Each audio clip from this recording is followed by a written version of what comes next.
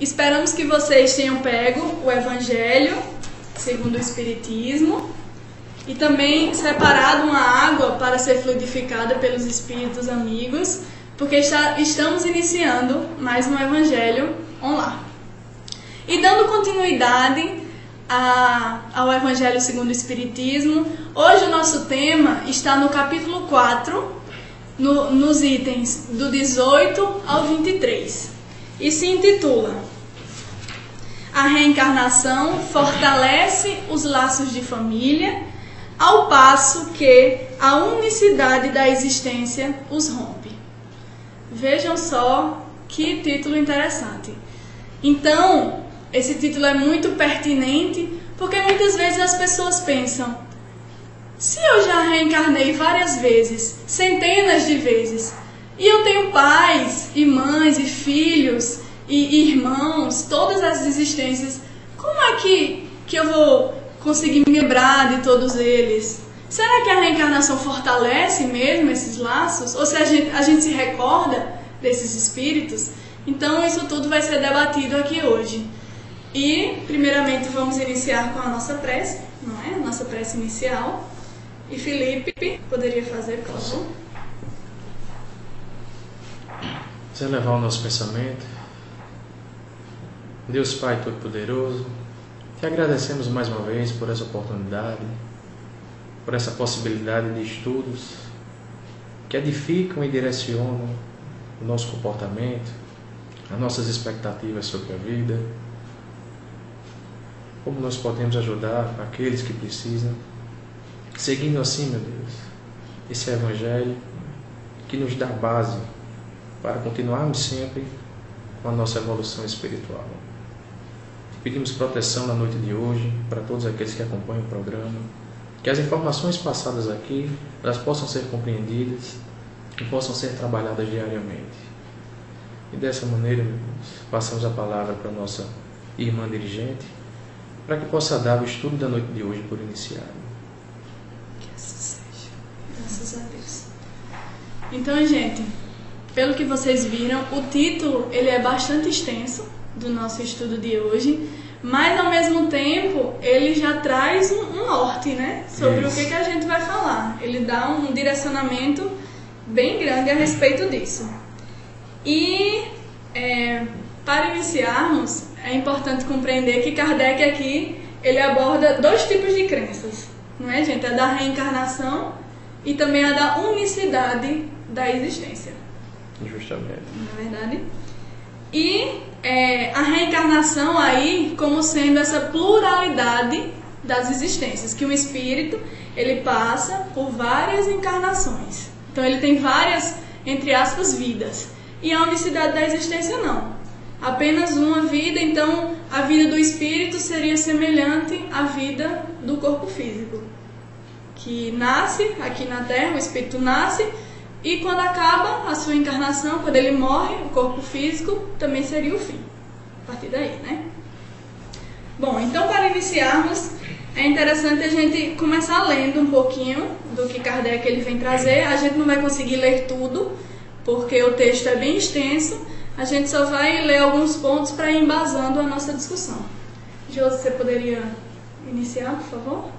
Pois não. Os laços de família não sofrem destruição alguma com a reencarnação, como pensam certas pessoas. Ao contrário, tornam-se mais fortalecidos e apertados. O princípio oposto, sim, os destrói. Então, eu acredito que aqui a gente já poderia começar, iniciarmos a dialogar com os nossos internautas. E o que me chama a atenção, primeiro, é a questão da reencarnação, que é um dos princípios basilares da doutrina. Nós sabemos que outras denominações também traz a reencarnação, mas o mais importante da reencarnação que a doutrina nos traz é que nós somos criados simples e ignorantes e estamos nesse processo evolutivo. E ao reencarnarmos, nessa proposta evolutiva, esses laços de família, não essa experiência de família na matéria como nós temos, ou como o livro coloca a consanguínea. Ela é uma necessidade para aprendizado nessa existência, como já foi colocado aqui, que essa existência, a cada encarnação, ela é única.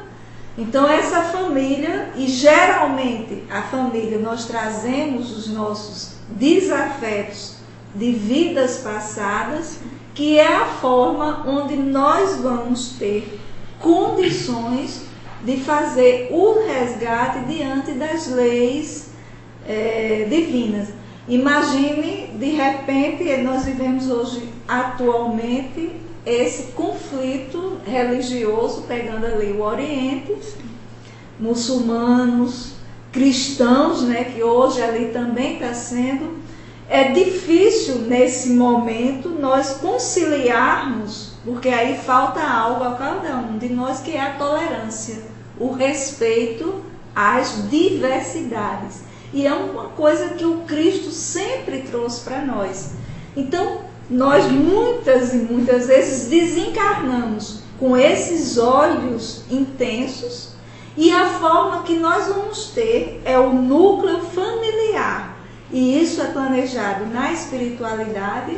Nós sentamos, mais ou menos como estamos aqui, estudamos, avaliamos, e aí nós nos comprometemos, né, como os pais, de receber aqueles filhos, e aí começa esse princípio do resgate. Por isso que muitas vezes nas famílias nós temos, né, às vezes a gente diz assim, fulano parece ser mais meu irmão do que aquele irmão ali consanguíneo.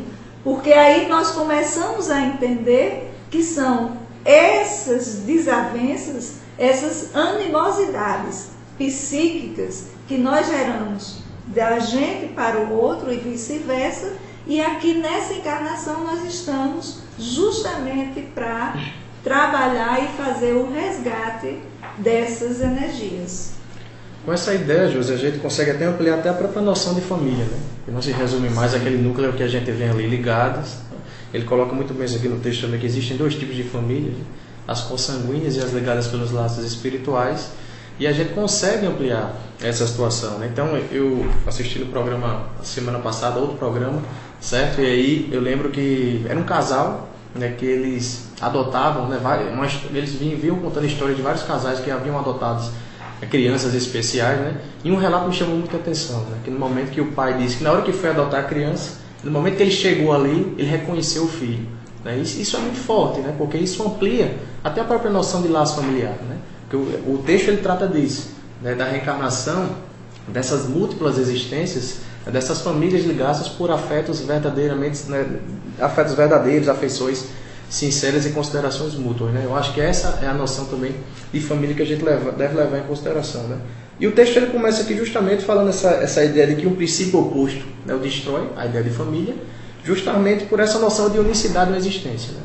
Então, dependendo da sua crença, algumas crenças colocam isso, que dependendo do seu comportamento, você segue para uma existência ou outra, com a grande diferença de que essa é uma situação eterna. Então, por isso que a situação do laço de família seria destruída. Nós sabemos que no núcleo familiar existem pessoas com comportamentos diversos, com níveis espirituais diversos, e dependendo do seu comportamento você iria para um local e outro, e aí de uma situação permanente, eterna, né? Então, por isso os laços seriam totalmente rompidos, né? E o Espiritismo vem, quebra essa noção, né, da morte, dessa existência única, e traz justamente essa ideia dessas famílias ligadas espiritualmente, né? É verdade. Felipe, você falou dessa questão da diferença entre família consanguínea e família espiritual. E o nosso desafio aqui na Terra é justamente transformar essa família consanguínea que nós temos na nossa família espiritual. Mesmo com esses desafetos que Josi bem elencou aqui, que sempre existe nas famílias. Isso. Mas é a misericórdia divina atuando para que a gente se reconcilie com aquela pessoa.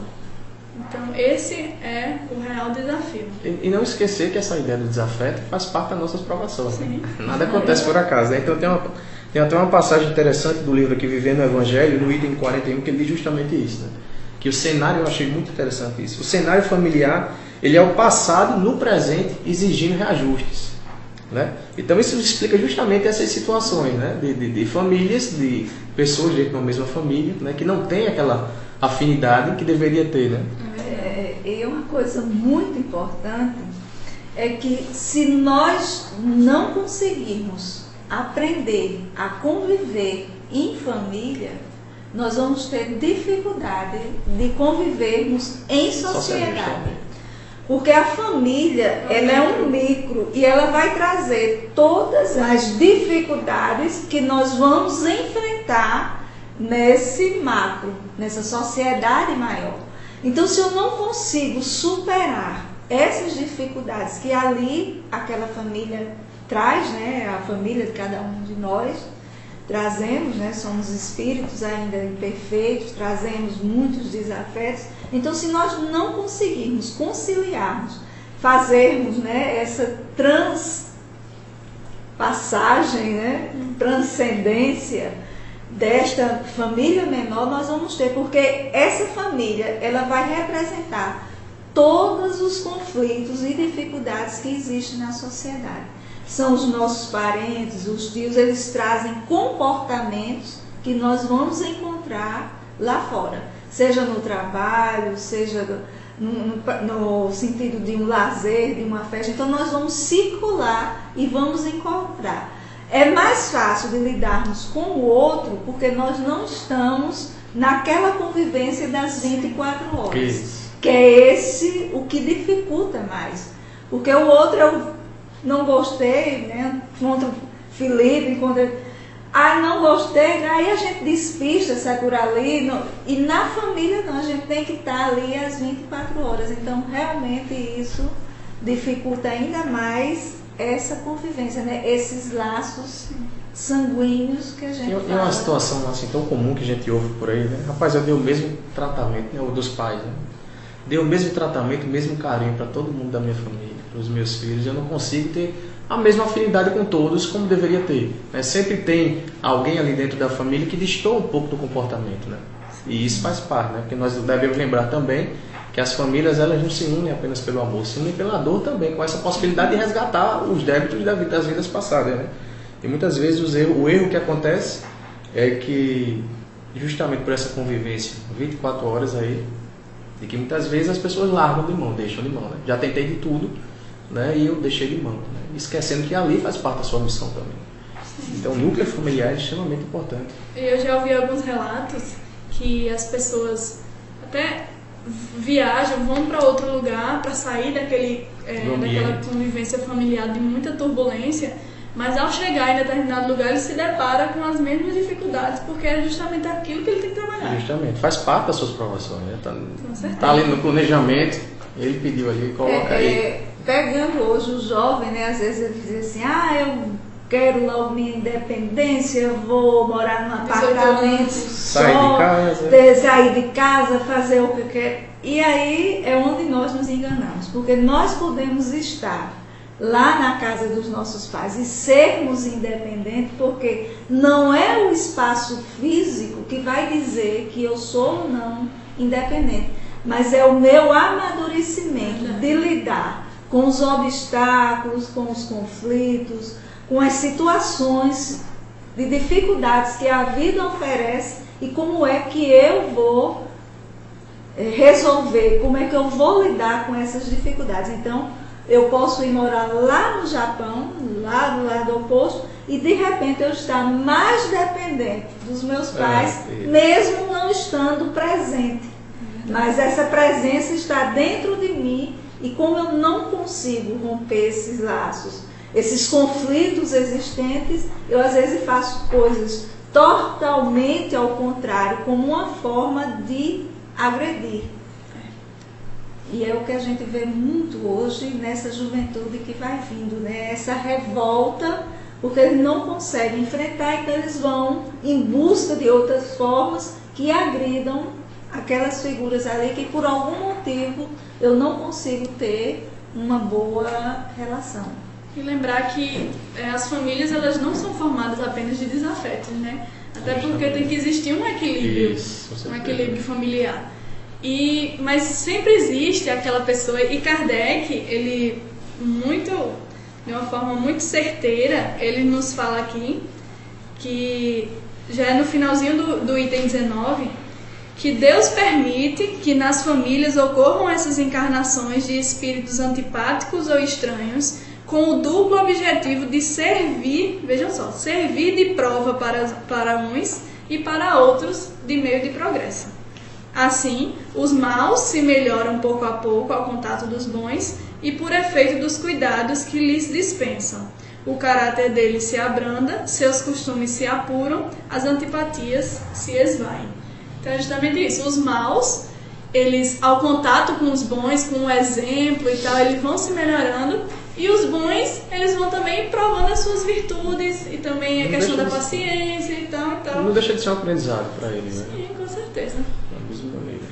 É muito interessante. E interessante que Emmanuel nos coloca, né, que todos os núcleos familiares, eles não se formam por acaso. Há todo um planejamento na espiritualidade, é consultado aquele que vai receber aquele outro espírito como filho, né, o que vem como pai, como mãe. Então há todo um planejamento. Então, de alguma forma, esses espíritos que nós estamos recebendo, por sua vez, os filhos, e eu gosto muito de dizer assim, não pense, às vezes o filho gosta muito de dizer assim, eu não pedi para vir ao mundo, né? Aí eu gosto de brincar e dizer assim, não, você não pediu, você implorou, pelo amor de Deus, permita que eu venha, me aceitem, eu faço, eu prometo que eu vou fazer tudo, que eu vou ser bom, porque nós sabemos que há necessidade para nós progredirmos, e quando nós estamos lá, nós perdemos essa ilusão da matéria, desse imediatismo, né, que a matéria traz, na questão das sensações, dos prazeres, do vício, e lá nós conseguimos, pela nossa consciência, nós enxergarmos aquilo aonde falhamos anteriormente e aonde falhamos nessa existência. E a partir daí é que vem a nossa proposta para reencarnarmos. E aí é quando a gente pede, né, aqueles dois espíritos que estão se comprometendo a nos aceitar como filhos, que é outra coisa interessante também, né? Que antes de sermos pais, todos nascem como filhos. Por isso a grande dificuldade, né? Esse aprendizado, não existe uma fórmula de ser pai, de ser mãe, é um aprendizado, mas filhos nós sabemos porque nós já nascemos como filhos. Então a gente vem com todos aqueles direitos e achando que não tem dever nenhum, né? E lembrando que, como o Josi falou, mesmo se a gente falhar na nossa encarnação, ou então até quando estamos aqui encarnados, nós temos um amparo daqueles espíritos que são os nossos amigos e também constituem a nossa família espiritual. Que eles estão lá olhando pela gente, nos intuindo no melhor caminho a ser seguido e também nos ajudando quando chegamos no mundo espiritual, às vezes numa condição não tão boa, né? Isso é muito reconfortante, né? Saber dessa situação, né? Tem uma parte do texto que ele coloca justamente isso, a perpétua solidariedade entre os encarnados, né? E os desencarnados, entre os espíritos, né? Então é uma situação infinita, né? De apoio, de amparo, de auxílio, que mesmo desencarnados, né, se ligam através do pensamento, né, continuam ligados. Muito interessante, mesmo em regiões espirituais totalmente diferentes, né? Esses laços familiares eles não são rompidos, né? Então, até porque essa estadia, assim por dizer, nessas regiões elas são passageiras, né? Então depois que há novamente um encontro, a reunião da família, né? E daí a gente tira que nós temos a certeza de que quando nós desencarnarmos, nós iremos encontrar aquelas pessoas a que amamos e a que odiamos, né? Justamente.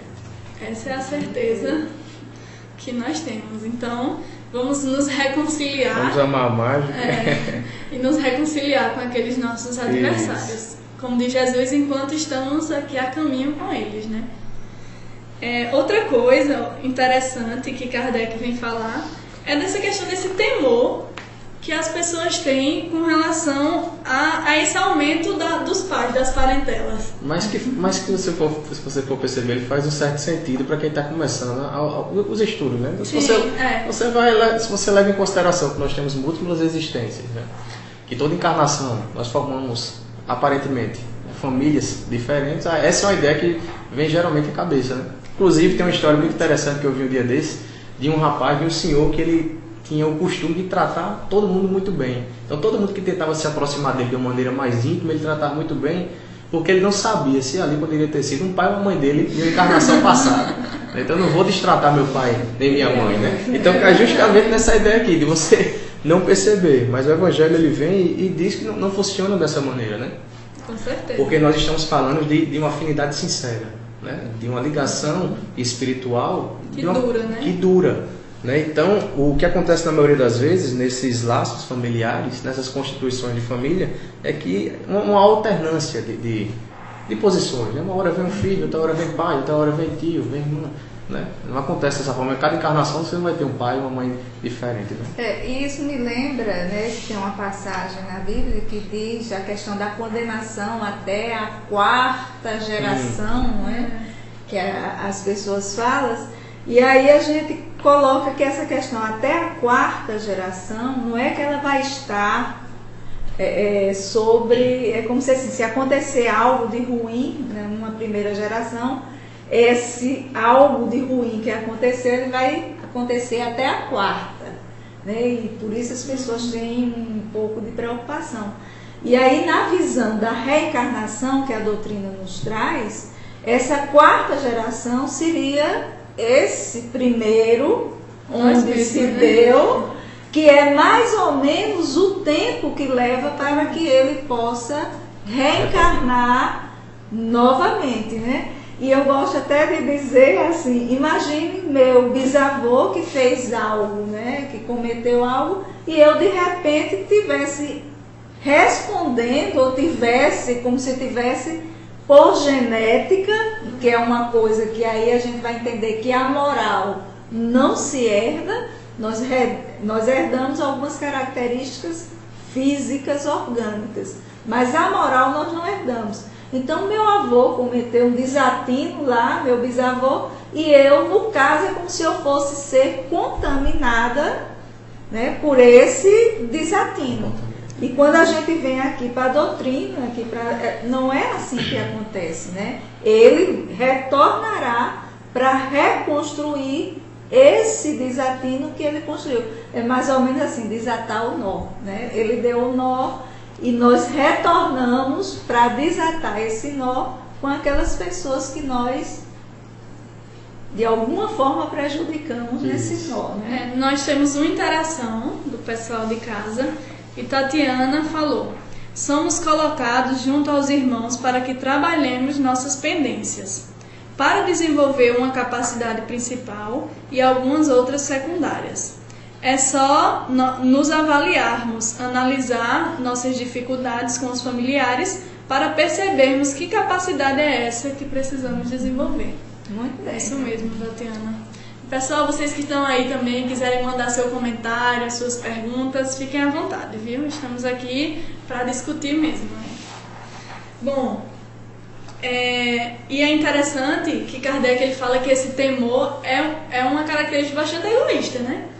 Você dizer que não tem condições de amar várias pessoas. Que seu amor é limitado apenas a seu pai e a sua mãe, dessa encarnação agora, e aquelas pessoas que você, de certa forma, se lembra aqui nessa encarnação devido ao esquecimento do passado. E é algo bem egoísta que Kardec vem elencar isso pra gente. E mais adiante, aí é que ele entra no ponto principal do texto, porque ele vem fazer justamente essa diferenciação da doutrina reencarnacionista e da doutrina anti-reencarnacionista no que diz respeito ao passado e ao futuro. Aí ele vem dizer que como nessa questão da unicidade, uma única existência, você não tem laços anteriores nenhum com aquela pessoa. E também quando morre, se encerrou, acabou naquilo. Então realmente os laços não se perduram.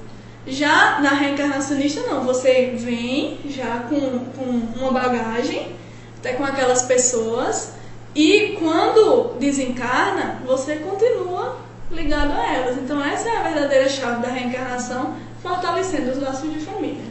É interessante que, se a gente for pegar na época bíblica, família só era considerado aquelas que tivessem filhos.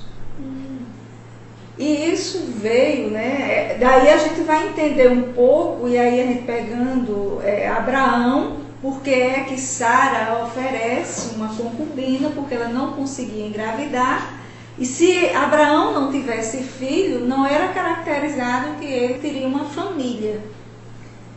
E aí vem, então, os casais, e até um certo período, lá pelo Renascimento, aqueles casais que não conseguiam ter filhos não eram considerados família. Aí, com o avanço da ciência, sociologia, antropologia, com os estudos, passou a ser considerado, mesmo aqueles que não tivessem filho, seriam a família. E hoje, pode se perguntar, a gente sabe que hoje nós estamos nos estruturando uma forma de uma família diferente que nós tínhamos, né, no meu tempo atrás, vocês são mais jovens, que era aquele pai e aquela mãe com aqueles filhos. Hoje já Vários tem, filhos, né? e hoje já tem as relações que eu trago da minha família anterior, que ele traz, e aí a gente forma uma terceira.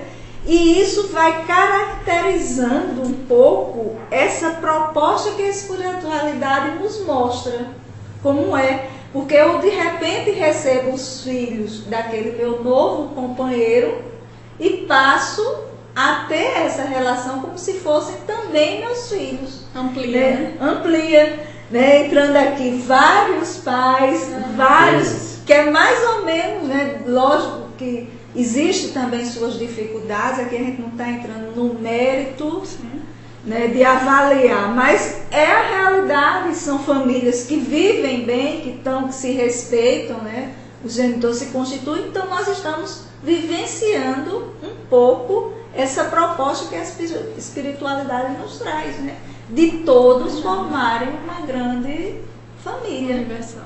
Uma família universal. É verdade. Eu achei interessante quando Kardec coloca aqui no item 22 algo muito interessante sobre a reencarnação, que ele fala dessa questão da vida da pessoa ela ser toda resumida numa só existência, numa só encarnação, e daí ser traçado todo o futuro dela em apenas uma encarnação. Seria um pouco complicado pensar desse jeito. Exatamente. Inclusive existem vários e vários relatos de pessoas que falam desse medo, né, desse temor, né? Você passa uma encarnação ali amando seu pai e sua mãe e não sabe que se ao morrer você vai continuar com aquele laço familiar, né? E a reencarnação vem justamente para explicar muita coisa, né? E essa é uma dos pontos que ela traz muito bem, né? Da própria justiça divina, né? Sim, com certeza. Tem tantas famílias mais tranquilas, né? Tem famílias com uma convivência tão conturbada, passando dificuldade, e onde é que estaria, né? A grande justiça aí, tudo isso. Sem falar nesse ponto que você falou de ficar para sempre separado, né? Pois é, justamente. Uns vão para um lugar, outros vão para outro e não se encerrou ali, nunca né? mais. Pois é. É isso que que o Espiritismo vem quebrar, né? Essa ideia do laço familiar, dessa união sincera, ela é muito importante. Agora eu lembrei de um caso, eu acho assim, a reencarnação, ela consola muito, né, todos nós, porque eu tive a oportunidade de trabalhar com a mãe que tinha perdido um filho para as drogas, né? Ele tinha sido assassinado, era um usuário de drogas ilícitas, e a preocupação dela, devido à religião dela, era que esse filho, né, onde ele estaria, né, o local que ele não teria conseguido ir, né, o céu ainda, para muitas pessoas, ainda é aquele lugar, né, ainda existe esses territórios, céu e inferno.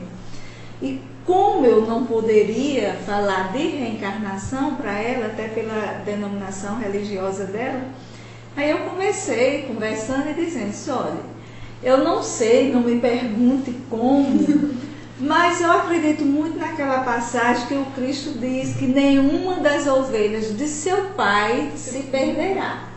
Então, quando a senhora acredita nisso, ela diz, eu acredito que eu leio muito lá na minha igreja, já falou muito sobre isso. Eu disse, pois é, então começa a imaginar a senhora, se ele disse, ele nunca mentiu, o que ele disse é verdade. Então, se ele disse que nenhum, então alguma coisa deve existir, que essa ovelha que a gente acha que está perdida, ela pode se encontrar. Então, acredite nisso. Não fique mais lamentando, imaginando que ele está em determinado lugar e que não vai, e o que a senhora não pode mais fazer nada por ele. E comece a rezar e pensar diferente e botar na sua mente essa frase que o Cristo disse. Então, às vezes, né, a gente se perde um pouco nas palavras, não sabe, às vezes, como consolar, e o Cristo ele trazia numa simplicidade, né? E falava de um tema que algumas religiões não aceitam, que era a reencarnação. Se nenhuma das ovelhas dos pais se perderá, e se fisicamente ele já desencarnou, lógico, consequentemente, que aí está o princípio da reencarnação. Ele retornará tantas vezes sejam necessárias, né? Josi, inclusive eu lembrei de Valdo, quando ele conta a história da irmã dele, que ele teve uma irmã que se suicidou muito cedo.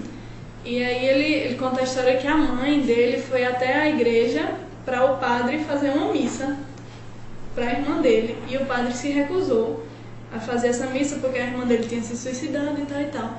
E aí ela disse, se eu, que sou mãe, perdoei a minha filha por ela ter cometido isso, esse Deus que é pai de todo mundo, como é que ele não vai perdoar? Não faz sentido nenhum. Pois é, não faz sentido nenhum. Inclusive, nós temos uma interação aqui, Tatiana novamente, ela vem nos dizer, como estamos no início da nossa evolução, ainda temos tudo para trabalhar, até chegarmos ao entendimento de que todos somos irmãos, uns mais velhos e outros mais novos, como nosso irmão, o Cristo, e a nossa irmã, aquela plantinha ali no jardim. Então, realmente, ainda falta muito para a gente ter essa percepção de que os animais, as plantas, são todos nossos irmãos, em fase de progresso, né? É verdade. E é interessante aqui no final, né, que ele faz um resumo de tudo. Eu achei muito interessante que ele vem, isso já no item 23, que ele dá 4 alternativas para o homem no além-túmulo, né, que é o que vai acontecer com o espírito após a morte do corpo físico. Aí ele dá essas 4 alternativas. Felipe, tu quer dar uma lida, por favor, nesse 23? Em resumo, 4 alternativas se apresentam ao homem para o seu futuro de além-túmulo. Primeira, o nada, de acordo com a doutrina materialista. Segunda, absorção no todo universal, de acordo com a doutrina panteísta. Terceiro, a individualidade, com fixação definitiva da sorte, segundo a doutrina da Igreja. E quarta, a individualidade com progressão indefinida, conforme a doutrina dos Espíritos. Segundo as 2 primeiras, os laços de família se rompem por ocasião da morte e nenhuma esperança resta às almas de se encontrarem futuramente. Com a terceira, há para elas a possibilidade de se tornarem a ver, desde que sigam para a mesma região, que tanto podem ser o inferno como o paraíso. Com a pluralidade das existências, inseparável da progressão gradativa, há certeza na continuidade das relações entre os que se amam, entre os que se amaram. E é isso que constitui a verdadeira família. Interessante, esses 4 pontos que eles dizem. Resumindo, ele fala, primeiramente, o nada, você desencarna e tal, e acabou. O nada, então não tem como se perpetuarem as famílias aí.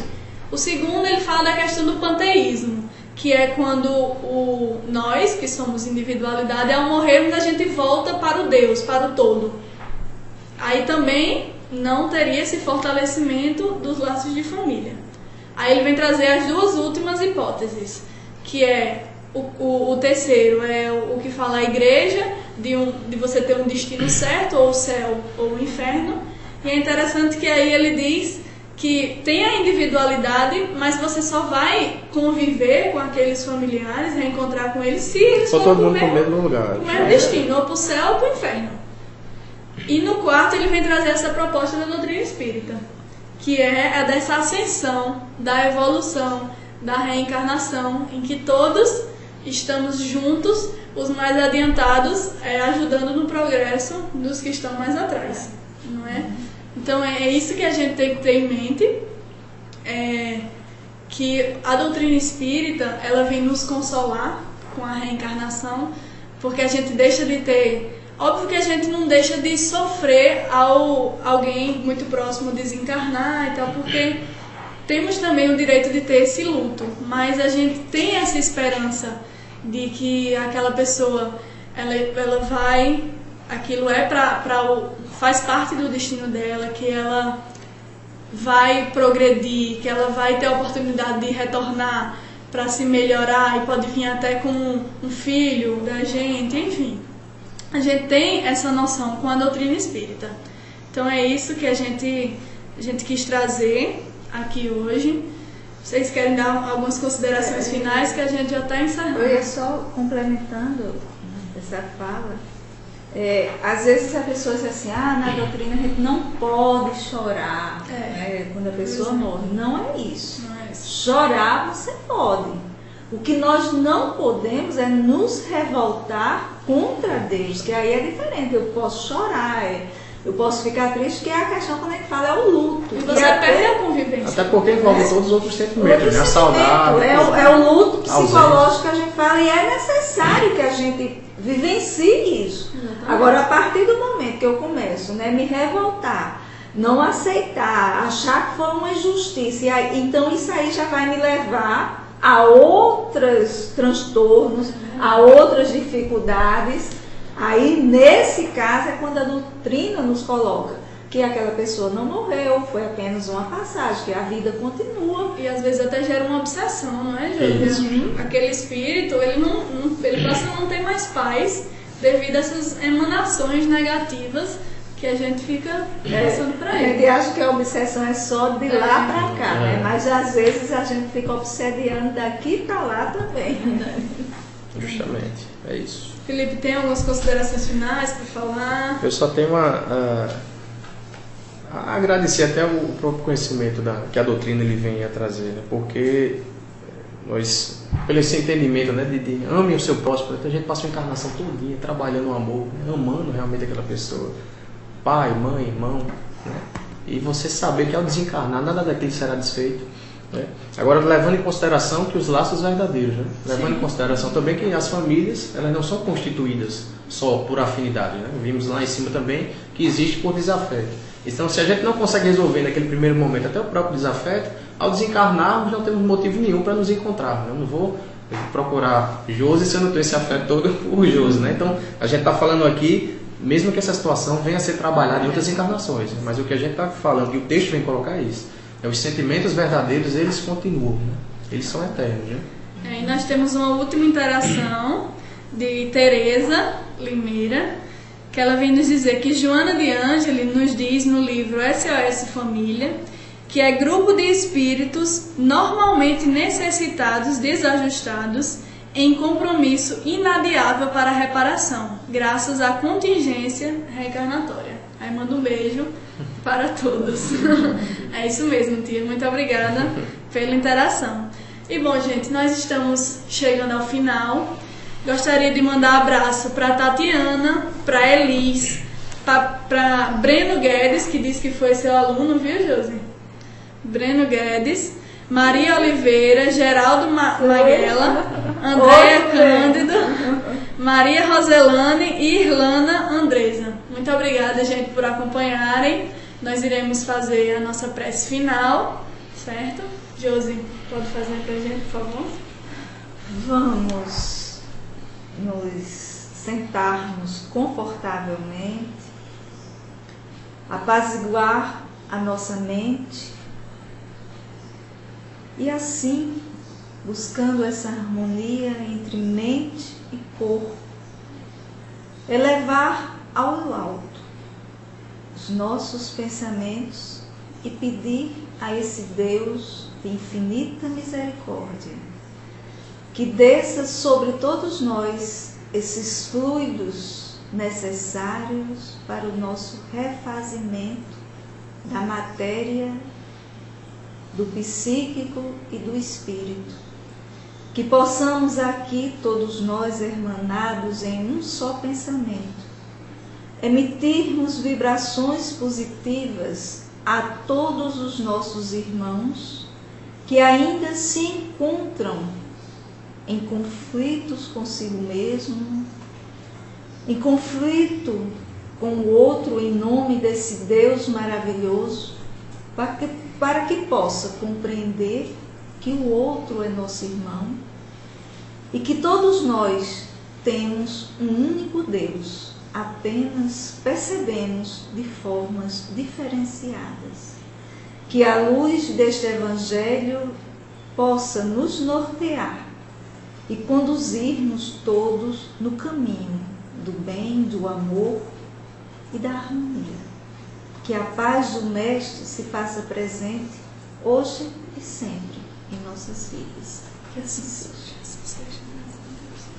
Gente, muito obrigada, viu, pela audiência de vocês, por estarem interagindo conosco aqui, mandando comentários. E até a próxima quinta-feira, com mais outro Evangelho. Vamos lá.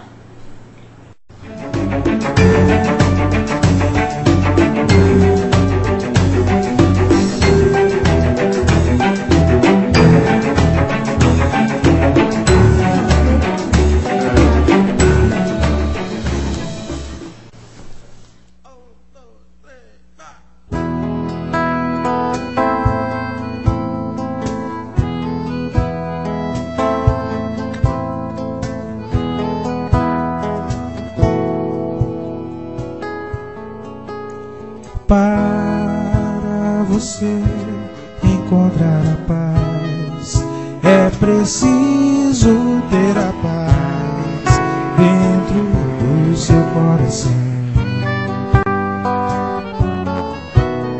Para você encontrar o amor, é preciso ter amor. Vamos lá comigo. E amar o seu irmão. A gente vive como um passarinho que precisa do seu ninho pra cantar com o coração. Precisa de estranhos